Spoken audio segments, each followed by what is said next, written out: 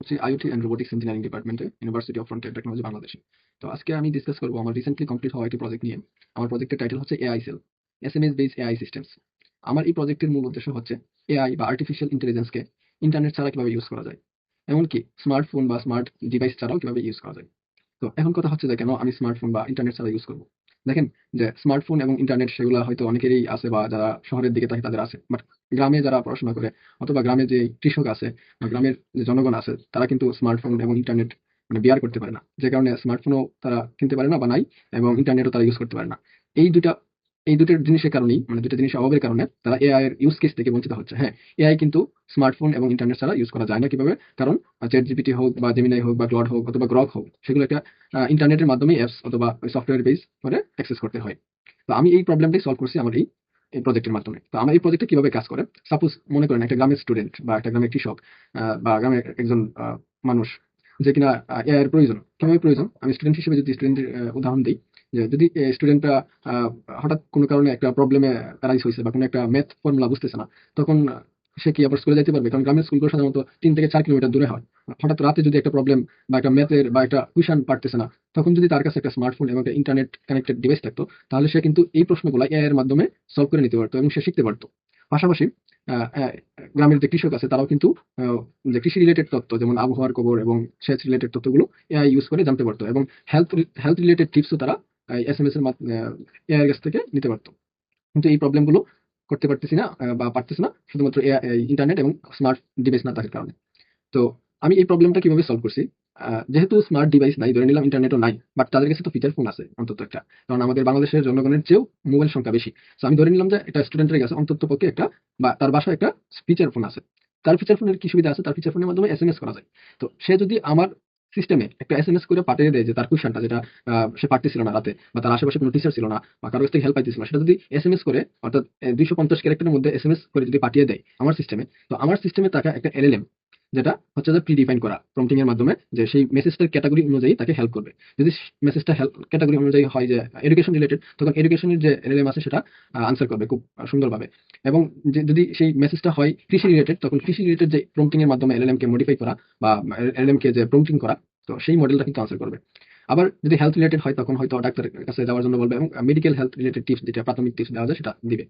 তো এই সিস্টেমটা হচ্ছে যে শুধু ইউজার বা যেই হোক বা যারা স্মার্টফোন ইউজার তারাও চাইলে ইউজ করতে পারবে। ইন্টারনেট যদি না থাকে তখন শুধুমাত্র এসএমএস দিবে আমার হটলাইন সিস্টেমে।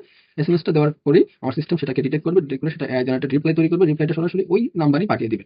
এবং সেটা 30 সেকেন্ড সময়ের প্রয়োজন হয়, এসএমএসটাকে ক্যালকুলেট বা এসএমএসটাকে রেসপন্স করার জন্য। তো প্রথমে আমার সিস্টেমটা কিভাবে কাজ করে, এটা ছিল আমার মেইন আর্কিটেকচার। তো আমার সিস্টেম এখন কিভাবে কাজ করে, তো আমি এই সিস্টেমটা ডেভেলপ করছি N8N নামক একটা এআই অটোমেশন টুলস এর মাধ্যমে। প্রথমে ইউজার যখন একটা মেসেজ সেন্ড করবে, সেটার জন্য আমি একটা সার্ভিসের অ্যাক্সেস নিচ্ছি, সেটা হচ্ছে টুলিও। এটা হচ্ছে টুলিও। এই টুলিও কি করে, কারো এসএমএস রিসিভ করতে পারে। আবার এসএমএসটা রিসিভ করার পর তাকে তো আবার পাঠাইতে হবে। তো সেটার জন্য আমি এটা এই টুলির মাধ্যমে পাঠানো যায়, বাট এটা যেহেতু ইউএস বেস, সো এটার মাধ্যমে পাঠাইতে একটু প্রবলেম হয় বা একটু কস্টিং ব্যাপার আছে। তো সেটার জন্য আমি কি করছি, বাংলাদেশি ওয়েবসাইট একটা আছে, সেটা হচ্ছে এসএমএস সেন্ডিং ওয়েবসাইট, যেটা হচ্ছে ফ্রি। প্রথম কিছু ব্যালেন্স দেওয়া যায়, সেই ব্যালেন্সের মাধ্যমে সেটা ফ্রিতে ইউজ করা যায়। যেহেতু আমি প্রজেক্ট পারপাসে করতেছি, সেজন্য আমি ফ্রি যে ট্রায়াল ছিল সেটাই নিয়েছি। এবং টুলিও কিন্তু প্রায় $15 পর্যন্ত ফ্রি দেয়। তো এখন আমি আমার প্রজেক্টটাকে কমপ্লিট করি। তো প্রথমেই আমি টুলিওর যে নোডটা আছে, এখানে কিন্তু অনেকগুলো নোড আছে, যেমন এটা হচ্ছে ওয়েব হুক। টুলিওতে যখন মেসেজটা আসবে, তখন কি করে সরাসরি একটা ট্রিগারের মাধ্যমে আমার এই যে ওয়েব হুক ট্রিগার আছে সেই ট্রিগারে পাঠিয়ে দিবে।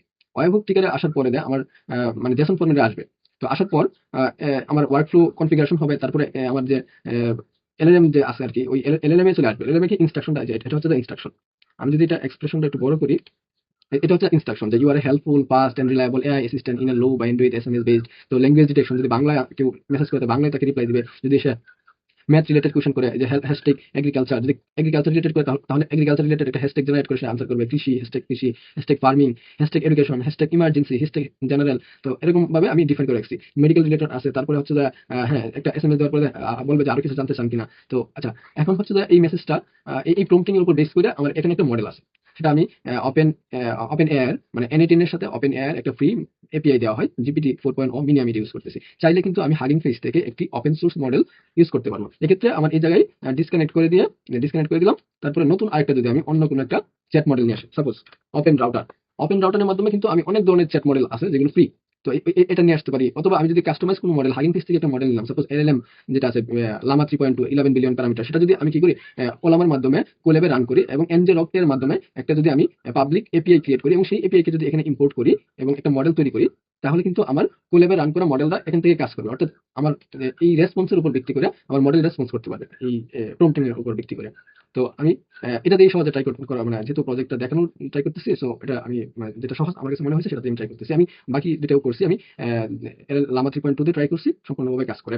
বাট এখানে একটা কথা আছে, সেটা হচ্ছে যে লামা 3.2 হচ্ছে জিপিটি বেশি মানে রেসপন্স করতে পারে। সাপোজ কোনো একটা মেসেজের ডিটেলসে বলতে পারে আর কি, রিপ্লাই দিতে পারে। তখন মেসেজটা জেনারেট হওয়ার পর এখানে আবার টুলিওতে চলে আসবে, টুলিওতে চলে আসতে পারে। আবার আমার যদি এখানে আমার ফোনে নিয়ে আসতে চাই, তখন আসলে আরেকটা নোট প্রয়োজন হয়, সেটা হচ্ছে যে এই আমার কাস্টমাইজ করা নোট। মানে এটা হচ্ছে টুলিওর বিল্ডিং নোট, বাট এই টুলিওর বিল্ডিং নোট দিয়ে আমি আমার বাংলাদেশে নিয়ে আসতে পারবো না এসএমএসটা, কারণ এসএমএসটা নিয়ে আসার জন্য তখন আমাকে সাবস্ক্রিপশন নিতে হয় টুলিও থেকে। তো আমি যদি বাংলাদেশে নিয়ে আসতে চাই, তখন আমি মানে বাংলাদেশে যে ওয়েবসাইট আছে সেখান থেকে এপিআই নিয়ে সেটা আমি কি করছি, একটা কাস্টমাইজ নোট তৈরি করছি এইচটিটিপি রিকোয়েস্টের মাধ্যমে। এখানে এপিআই আছে, তো এই যে এপিআই আছে এবং এপিআই কি দেওয়া আছে। তো আমি প্রথমে টুলিওর মাধ্যমেই সেটআপ করে দেখাচ্ছি। তো টুলিওর মাধ্যমে সেটআপ করার জন্য প্রথমে আমার যে টুলিওর অ্যাকাউন্ট আছে, তো এটা হচ্ছে যে আমার টুলিও অ্যাকাউন্টের একটা ট্রেডিং শেয়ার লাগবে। ট্রেডিং শেয়ার যদি আমি আবার নতুন করে ক্রিয়েট করি, তো এখানে বলতেছে যে অ্যাকাউন্ট এস আইডি এবং টোকেন আইডি, এগুলো কোথায় পাবো? এগুলো হচ্ছে টুলিওতে লগ ইন করার পর, একটা অ্যাকাউন্ট করে নেওয়ার পর এই জায়গায় যে এস আইডি আছে, অ্যাকাউন্ট এস আইডিটা আমি দিয়ে দিলাম। তারপরে হচ্ছে যে আমার যে অথ টোকেন, তারপরে একটা টুলিও থেকে একটু ফ্রি নাম্বার জেনারেট হয় আর কি। এটা হচ্ছে ফ্রি নাম্বারটা, মানে একটা ভার্চুয়াল নাম্বার আমাকে প্রোভাইড করে। তো আমি এটা এখানে দিয়ে দিচ্ছি। নাম্বার এখানে লাগবে না, শুধুমাত্র এই এসএসআইডি এবং অথ টোকেন দিলেই হবে। তো ক্রেডেনশিয়াল সাকসেসফুল, আমার ওই সিস্টেম কানেক্ট হয়ে গেছে। তো এখন কিন্তু কানেক্ট হয়ে গেছে। এখন আমার এখন মেসেজ ট্রিগার করার জন্য আমার এখানে দুইটা মোড আছে, একটা টেস্ট মোড, একটা হচ্ছে প্রোডাকশন মোড। আমি টেস্ট মোড থেকে একটা কপি ইউআরএলটা কপি করলাম। তো প্রোডাকশন মোড হচ্ছে যখন আমি সেটাকে প্রোডাকশন বা কারো কাছে সার্ভিস দেবো, তখন এটা ইউজ করবো। যদি টেস্ট মোড ইউজ করতেছি, সেটা হচ্ছে যে বারবার এক্সিকিউট করতে হয় আর কি পার্টগুলা। আর যদি প্রোডাকশন মোডে থাকে, সেটা হচ্ছে যে বারবার অপারেট করতে না, অটোমেটিক্যালি সে মানে নিজে নিজে এক্সিকিউট হতে থাকে যতক্ষণ পর্যন্ত আমি সেটা বন্ধ না করবো। তো আমি এখানে এটা কপি করে নিলাম, টেস্ট মোডে রেখে এখন ক্রস করে দিলাম। তো এখন আমি আবার টুলিওতে যাবো, টুলিওতে যাওয়ার পর এখানে এসএমএস এ আসবো, এসএমএস এ আসার পরে সার্ভিসে চলে যাবো। সার্ভিসে যাওয়ার পরে আমি অলরেডি একটা টেস্ট করছিলাম, তো এই জায়গায় কিন্তু এটা দিতে দিতে হয়। তো আমি আবার একটা নতুন ক্রিয়েট করি, নাম দিলাম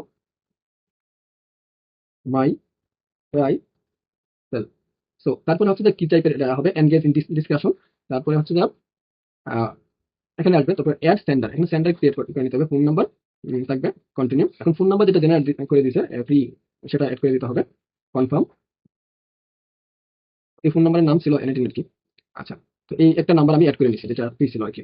অ্যাড কনফিগারেশনে যাওয়ার পরে এখানে একটা অপশন আছে সেন্ড ওয়াইফহুক। এখান থেকে আমার এই যে ওয়াইফহুকের যে ইউআরএলটা আমি কপি করছিলাম, আমার দেখায় এই যে এইটা কপি করলাম, টেস্টেডটা কপি করছি। তো টেস্টেডটা কপি করলে আপনাদেরকে দেখাতে সুবিধা, সেজন্য আমি টেস্টেডটা কপি করছি আর কি। তো এরপরে হচ্ছে যে অ্যাড, আর কোনো কিছু করতে হবে না, এখানে ক্লিক করে দিতে হবে। আমার সাকসেসফুলি কানেক্ট হয়ে গেছে। তো এখন কমপ্লিট করে দিলাম। এখন হচ্ছে যে আমি ট্রাই করি মেসেজ সেন্ডিং। তো এই অপশনে যদি ক্লিক করি,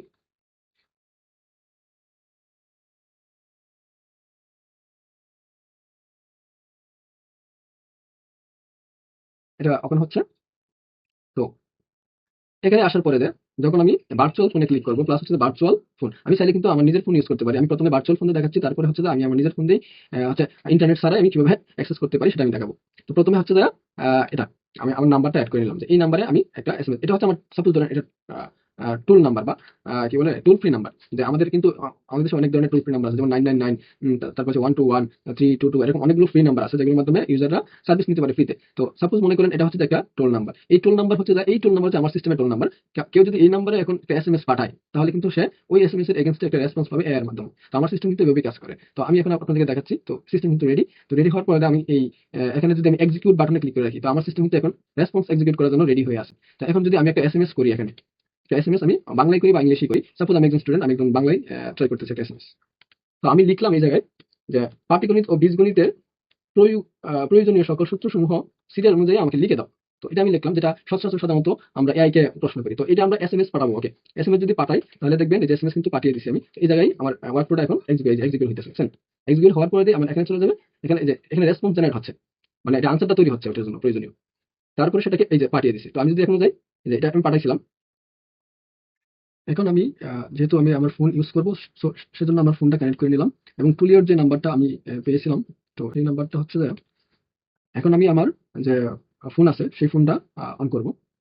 তো অন করার পর এখানে আমি কানেক্ট করছি। তো এখন আমার যে টুলিওর নাম্বার যেটা আমি পেয়েছিলাম, যে এখান থেকে এই যে নাম্বারটা কপি করে নিলাম, নিয়ে তারপরে এখানে আমার ফোনে এটা মেসেজ সেন্ড করার জন্য রেডি করে নিলাম। তো এখন আমি একটা মেসেজ লিখবো, যে সাপোজ আমি লিখতে চাই যে এআই জেনারেটর যেহেতু আনসার দিবে, তো আমি একটা লিখলাম যে why sky is sky is EL in glow. আমি তাহলে এই আনসারটা করলাম, মানে কুশনটা করলাম। তো কুশনটা করার আগে তো আমাকে এই জায়গায় কিন্তু এক্সিকিউট করে নিতে হবে আর কি আউটপুটটা। তো আউটপুটটা যদি এক্সিকিউট করে নিই, তো এখন আমি এই মেসেজটা যদি সেন্ড করি তাহলে কিন্তু আমার একটা রিপ্লাই মেসেজ আসবে, বাট এই নাম্বার থেকে আসবে না, কারণ আমি এখানে একটা আমার মডিফাই নোড ইউজ করছি, যেটা হচ্ছে বাংলাদেশি একটা ওয়েবসাইটের। তো sms.net.bt, তো এখান থেকে একটা নাম্বার জেনারেট হয়, তো ওই নাম্বারটা কিন্তু আমার মানে এসএমএস এ পাঠিয়ে দিবে আর কি, এসএমএস পাঠাবে নাম্বার থেকে। তো আমি সেন্ড করলাম, তো সেন্ড করার সাথে সাথে আমার কিন্তু এই জায়গায় রিসিভ হবে আউটপুট।